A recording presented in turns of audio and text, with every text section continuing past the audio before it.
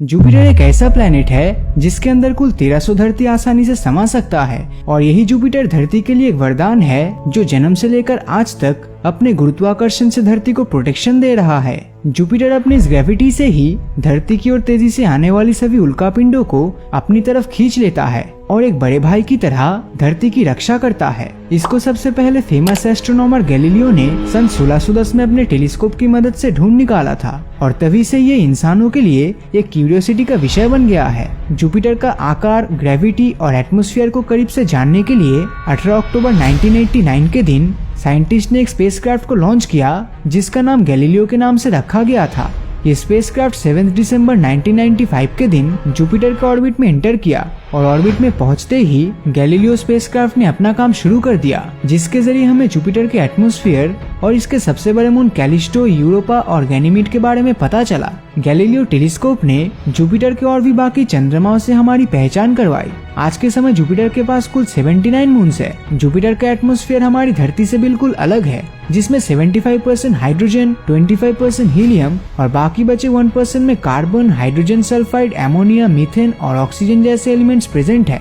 Jupiter के atmosphere में हमेशा 425 किलोमीटर पर आवर से लेकर 600 किलोमीटर पर आवर की स्पीड में डिफरेंट टाइप्स के साइक्लोन्स आते रहते हैं। इनमें से कुछ साइक्लोन्स 350 सालों से चलता ही जा रहा है। जुपिटर को करीब से देखने पर हमें इसमें जो खूबसूरत रेड जायंट स्पॉट दिखता है वो असल में एक बहुत ही शक्तिशाली साइक्लोन है जिसका दायरा हमारी धरती से भी बड़ा है। जुपिटर न सिर्फ हमारे सोलर सिस्टम का सबसे बड़ा प्लेनेट है बल्कि ये सोलर सिस्टम का सबसे तेज रोटेट करने वाला प्लेनेट भी है। यहाँ एक दिन 9.5 घंटों में कंप्लीट होता है। जुपिटर इतना बड़ा प्लेनेट होने के बावजूद इसका इक्वेटर करीब 1600 किलोमीटर पर आवर की रफ्तार से घूमता है। इतनी तेजी से घूमने के चलते जुपिटर के एटमॉस्फेयर में तूफान का होना नॉर्मल है। जब धरती पे कोई बड़ा तूफान आता है तब धरती के जमीन में वो तूफान टकरा कर कमजोर हो जाता है, लेकिन जुपिटर के अंदर कोई ठोस जमीन न होने के चलते ये तूफान आसानी से नहीं थमता।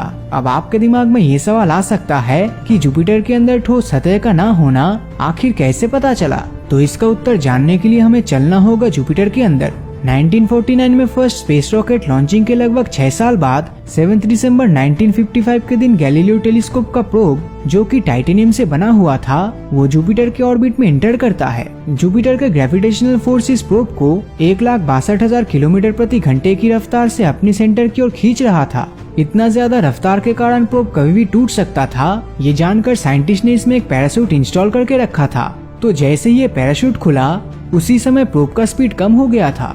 इसके बाद जुपिटर के एटमॉस्फेयर में घुसने से पता चला कि इसका एटमॉस्फेयर हमारी धरती के एटमॉस्फेयर से एकदम अलग है। इसका वायुमंडल घने मोटे बादल के चादर की तरह है जिसका chemical structure ammonia, hydrogen sulphide और H2O जैसे सब्सटेंसेस से मिलकर बना है।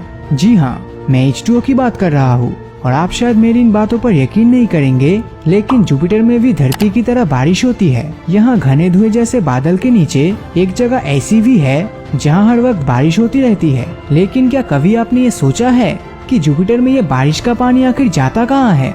जैसे जैसे गैलीलियो स्पेसक्राफ्ट जुपिटर के अंदर गहराई में जाता रहा उतना ही एयर प्रेशर और टेम्परेचर बढ़ता चला गया। यानी जितनी गहराई में आप जाओगे टेम्परेचर उतना ही बढ़ता जाएगा। जुपिटर में एक ऐसी भी जगह है जहाँ वेपर ऊपर की तरफ फ्लो होता है। इस जगह का तापमान इतना ज्यादा था कि बारिश की बूंदें गिरने से पहले ही भाप होके आसमान में चला जाता। तकरीबन 156 किलोमीटर तक जाने के बाद प्रोब से सिग्नल आना बंद हो गया था और तो और बहुत ही ज्यादा टेम्परेचर के कारण ये मेल्ट होकर जुपिटर के एटमॉस्फेयर में हमेशा के लिए खो गया।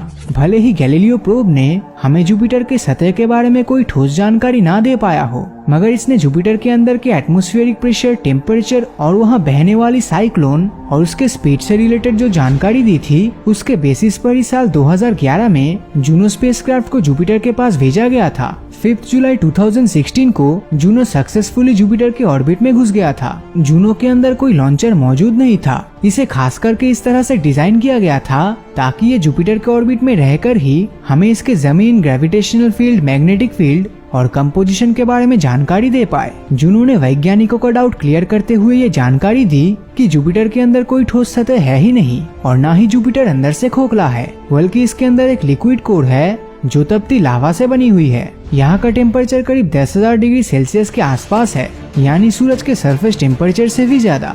इस जगह पर हाइड्रोजन के एटम्स नॉर्मल कंडीशन से बदल के मेटालिक हाइड्रोजन में कन्वर्ट हो चुका है, जो असल में एक इलेक्ट्रिकल कंडक्टर के थ्रू जुपिटर के मैग्नेटिक फील्ड को जन्म दिया है। जुपिटर की इस लिक्विड कोर के नीचे एक और लेयर है जो बहुत ही ज्यादा प्रेशर के कारण सॉलिड अवस्था में मौजूद है। इस प्लेनेट के एकदम सेंटर में मौजूद इस इनर कोर का टेम्परेचर 35,700 डिग्री सेल्सियस से भी ज्यादा है और यहाँ से जो कंटिन्यूअस हीट जनरेट होता है वही जुपिटर की ऊपरी लेयर को पिघला देता है। और तो और जुपिटर का स्पिनिंग स्पीड बहुत ही तेज होने की वजह से यहाँ धरती जैसा कोई सॉलिड सरफेस नहीं बन सका। तो जुपिटर के इन सब इंटरेस्टिंग फैक्ट्स में से आपको कौन सा फैक्ट सबसे अच्छा लगा, नीचे कमेंट करके जरूर बताना। और अगर ये वीडियो आपको अच्छा लगा हो तो इस वीडियो को लाइक और अपने दोस्तों के साथ शेयर करना मत भूलना। और अगर अभी तक आपने हमारे चैनल को सब्सक्राइब नहीं किया है तो सब्सक्राइब करके नोटिफिकेशन बेल को ऑन कर दीजिए, क्योंकि मैं ऐसी वीडियोस हर हफ्ते लाता रहता हूँ। तो मिलता हूँ आपसे अगले वीडियो में और हमेशा की तरह थैंक्स फॉर वॉचिंग।